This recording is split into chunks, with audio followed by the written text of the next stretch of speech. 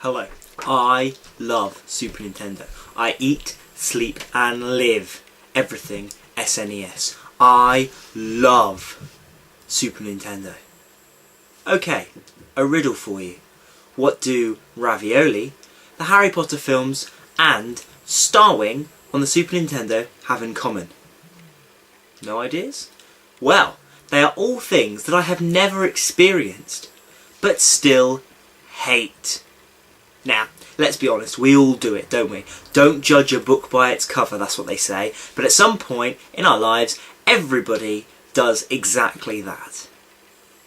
But let's be honest, you didn't come here to hear about my hatred for filled pasta or badly made movies, did you? No, you came here for one thing, Starwing on the Super Nintendo.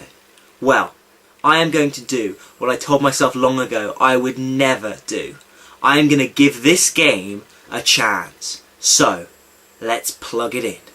I'm treading very carefully with this one, knowing how many fanboys there are out there for the Starwing series.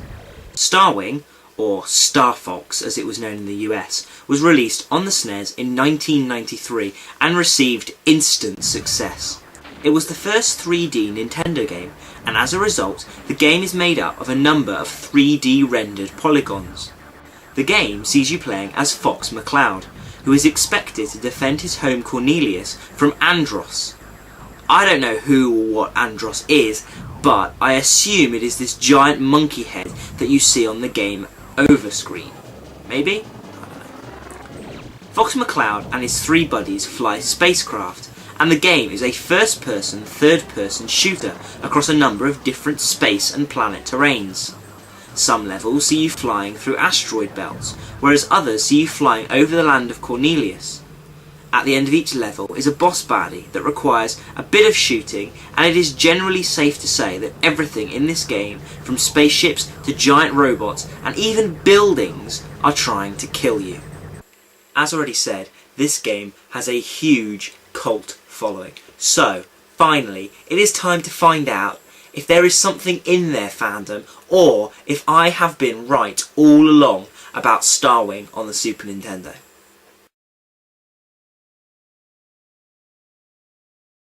It is impossible to review Starwing without appreciating what it accomplished for the future of video gaming.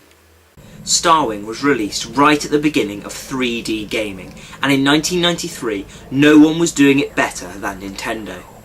Sure, other companies were having a go, but Starwing was one of those rare 3D gems that was actually not half a bad game. Starwing is a good game as long as you appreciate flight shooters, which I do. Granted, it doesn't stack up to some of the games nowadays in the realism, but for 1993 it had a pretty good go at it. Not only that, but Starwing is a one-player game, simple as. Whereas so many games offer a watered-down single-player mode but boast an amazing multiplayer game, Starwing is strictly for the sole gamers. In a society that is getting so obsessed with online multiplayer options, it's nice to remember the simple times when single-player ruled. In all honesty, it's nothing major that's wrong with this game, just loads of little things that really bug me. Things like the fact that the spacecraft you are flying takes up so much of the screen.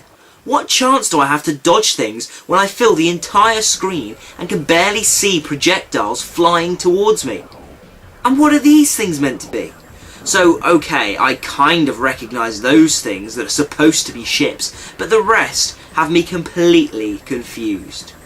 The problem that I have with this game in 2011 is exactly the same problem that I had with this game in 1993, and the same problem that I have with the N64 as a gaming console. Starwing marks the beginning of an era where gaming companies were trying to make everything look realistic, 3D and generally better in their games. Fair enough, no harm in wanting to make the best game that you can. The problem is that they were trying to make advancements before their time. Now, obviously, the Super Nintendo games, many of them, still look amazing today. And the current generation consoles PlayStation 3 for example. Those games look amazing as well. However, in between there was kind of a lull in quality of graphics, where developers were trying to go for realism, 3D, but in fact, because of a lack of technology, the games just ended up looking blocky, glitchy and awkward. Now granted, Starwing cannot be blamed for all of that, but I can't help but think that it was at least partly responsible for making developers think that people wanted the graphics more than the actual gameplay. When I was a kid, there were 2 Super Nintendo games that I hated. Now, I've got to be honest that the first one I have completely changed my mind about. Donkey Kong Country, when I was a kid, I couldn't stand to play it. However, now, I love it. However, I just can't develop the same love for Starwing. I didn't even play it when I was a kid and I hated it, and turns out I was actually right. Now, what I can't do is ignore the huge cult following that this game has. They must see something that I don't, and I accept that. Obviously, this game must be a good game. I just don't see an awful lot here, generally. Maybe that's the idea. Maybe it's the short, sharp bursts of gameplay that are what created such a cult following back then, which has still lasted to this day. Maybe I'm looking for the wrong things in my video games. I don't deny that it's a good game, but I do deny liking it.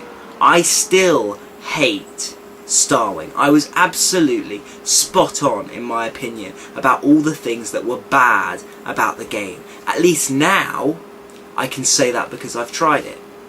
However, like I said, I can't ignore the fact that obviously people enjoy it, and because of that, I guess it must be a good game. It's enjoyable, but I just don't see an awful lot here, to be honest. 70% for Starwing or Starfox.